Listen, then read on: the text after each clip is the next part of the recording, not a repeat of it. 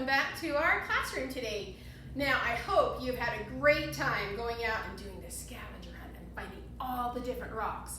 You know, I went out and found rocks just over by my mailbox. There were a whole bunch of rocks, and I brought some today, but you don't have to worry about a lot of my rocks because you should have yours yourself. If you happen to forget them, I brought some. So you know what we're gonna do today? We're gonna just look at the rocks. We wanna examine them and see what they are, because man, are they cool. Let me pick up this one, for example. Ooh, I can see it feels kind of rough. Feels kind of rough. Ooh, look at that, it's a shape of a square. Ooh, can you see that there's layers in this rock? Wow, that's kind of cool. I'm looking at, you know what? I think I would like to take out my science journal. And in my science journal, I want to write down one of those scientific words, observation. I am making an observation about my rock. My rock, it looks like it has lines in it. So I'm going to write in my science journal, my rock has lines. You look at your rocks at home and see if you can see something special about one of your rocks and think of something to write about. So take out your science journal after you look at your rock. In my science journal, I'm going to open it up here. And my rock has lines. Did you notice that I used a capital letter there on the very beginning? And I always end with punctuation. This time I used a period. Okay, let's go ahead and look at some more rocks. Let's look at this one. This one is just a little tiny one. Ooh, and this one's smooth. My last rock was really rough. This one is smooth. It looks like it has like a pattern in it. Can you see that? Wow. This one's small and smooth. Now this is the other rock I had. Look, this one's much bigger than this one. We have a smaller rock and this one's smooth. That makes me think I should maybe feel this one. This one's not smooth. This one is rough. All right, so in my science journal, because I have my second rock, I'm going to take out, I'm going to write down about this rock. I'm going to put my second rock, because I'm counting, aren't I? My second rock is small and smooth.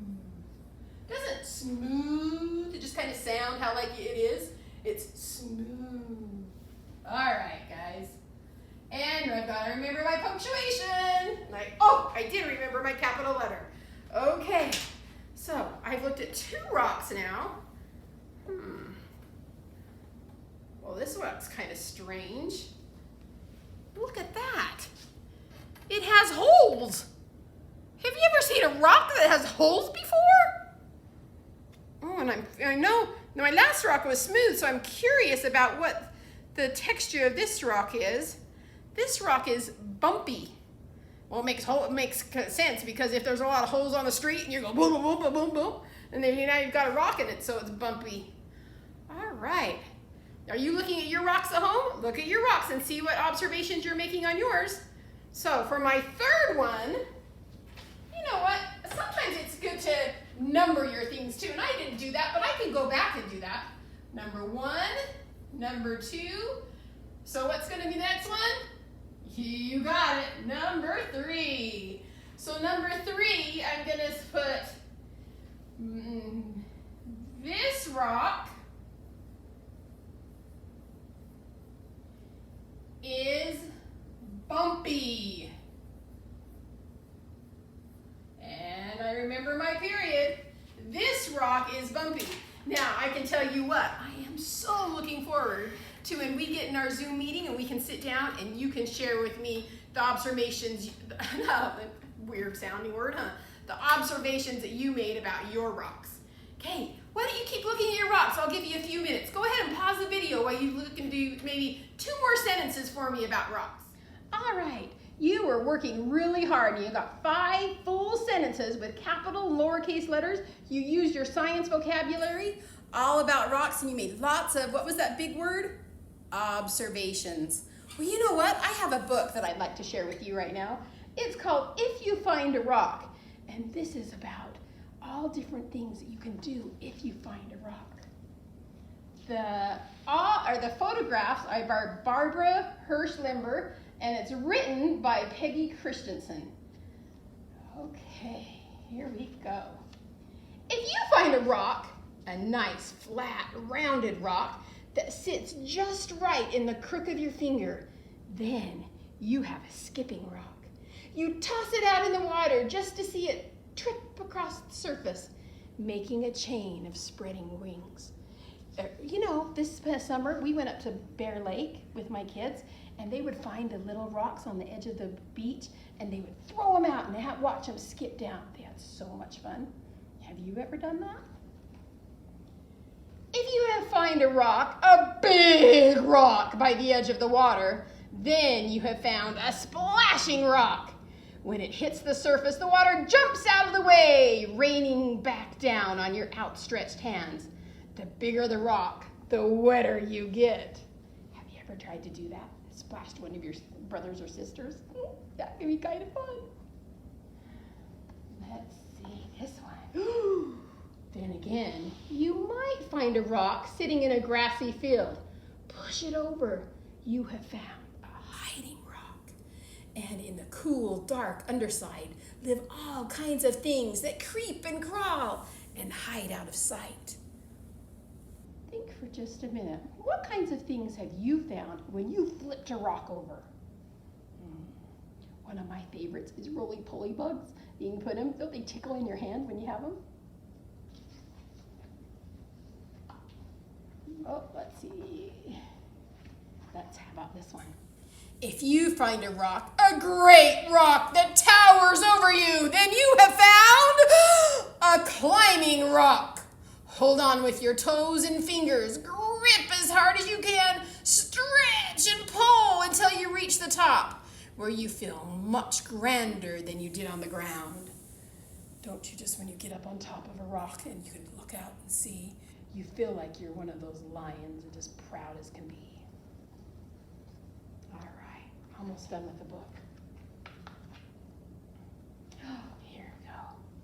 If you find a rock that's not a skipping rock, or a chalk rock, or a resting rock, or a wishing rock, that's not a splashing rock, or a sifting rock, or a worry rock, or a hiding rock, that's not even a climbing rock, or a crossing rock, or a fossil rock, or a walking rock, but you like it anyway because it reminds you of a place or a feeling or someone important, then you have found a memory rock.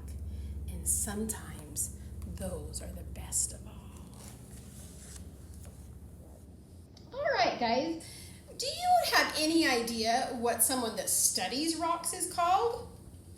Think about that for a minute.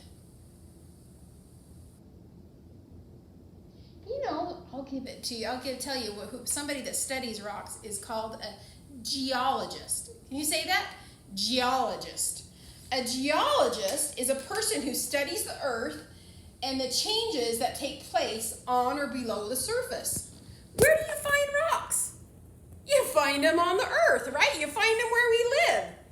Well, as a geologist studies a certain cycle of rocks, and that cycle of rocks is called the rock cycle. Ta-da! The rock cycle has several different parts to it, and we're going to talk a little bit about that today. We're starting our unit on our rock cycle, and as you know, you don't go through all different versions of the rock. We won't talk about all the different parts of the rock cycle in one day. That would make our minds go ping! Huh.